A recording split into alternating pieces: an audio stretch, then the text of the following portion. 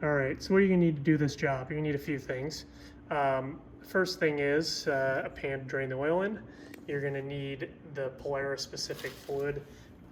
They might recommend a like I can say they might have a recommendation if you can't get their stuff, but especially for this one, I'm a huge believer in put their fluid in. All right, so you're gonna need a ratchet with an 8mm hex socket, and then you're going to need a funnel. So we'll see how this goes. I have other funnels, but my hope is that this guy will just fit in there just right so we, will just fit in there just right so we can pour this in, the fluid in. But if not, then I'll come up with some other solutions. All right, well, let me go ahead and take you through the first step. So anytime you're working on any kind of gearbox, my recommendation is they have a fill plug and they have a drain plug. You always want to take out the fill plug first. And the other thing is this is really dirty, so I'm going to clean that up so we don't get any dirt inside the transmission. So let's get, I'm just going to get some degreaser and clean it up, and then we'll go ahead and remove that plug. Okay, so I got the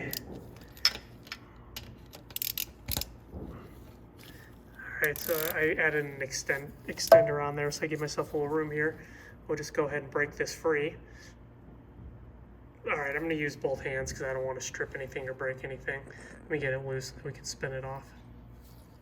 Well, that was on pretty tight. It was impressive if you saw what happened when it broke free. I had to use two hands. Alright, so let's just go ahead and get the fill plug out.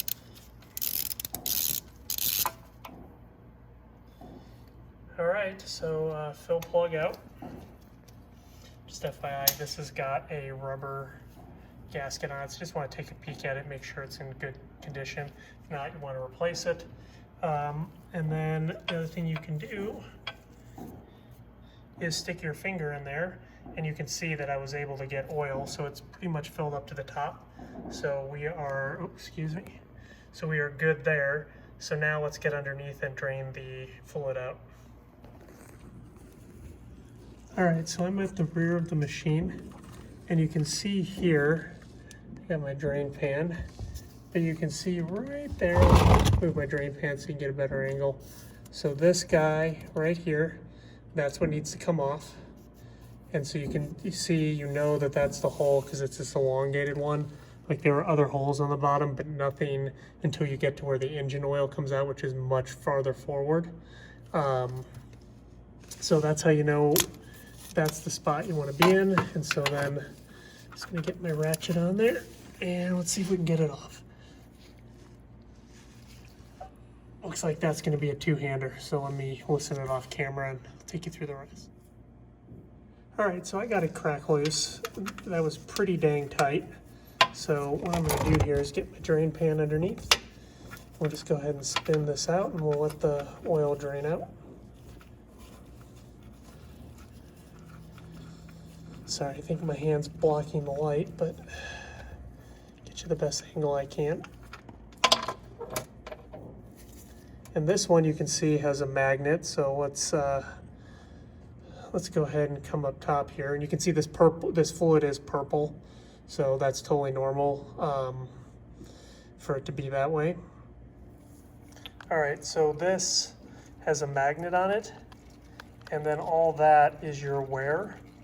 So there's some filings, but nothing, any worse than I've seen way worse come out of, final drives, rear diffs, transmissions. So I wouldn't be too worried about that. So just take a paper towel, clean that up, and we'll go ahead and move on to putting this back in. All right, so we're just gonna go ahead and it's done draining out. If I can move this, you can see a little better.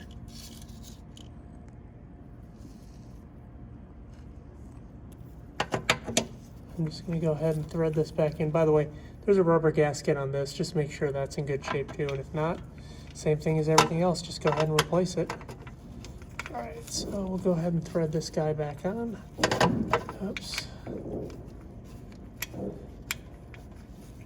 Just so.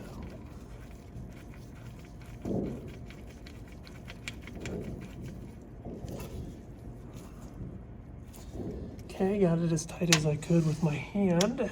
So now we'll get the old socket wrench here.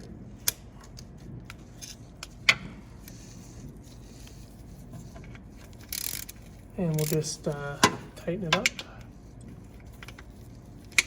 And I'd say, you know, I'm just gonna use like 2 fingers, maybe, oh, I guess that's 3. 3 fingers pulling on the wrench, about that tight. That's all it needs. It won't come out, you'll be fine. So now let's go ahead and go up top and fill it up. All right, it's time to fill it up. I just took a little piece of hose, put it on the end of my funnel so I can pour in the oil a little cleaner. I was trying to do it just with this funnel and I'm just gonna make a giant mess. So I'm gonna have to do that off camera, but basically we're just gonna go ahead and pour in oil till a little bit weeps out the top and then we know we're full. All right, so I've got it full. It just a little bit weeped out the top. I stick my finger in. There's oil right at the top. So that's full, so now let's put the drain plug in. All right, so now I'm just gonna thread this in. There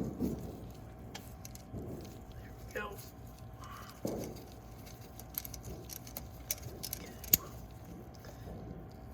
All right, so now I'll get my ratchet.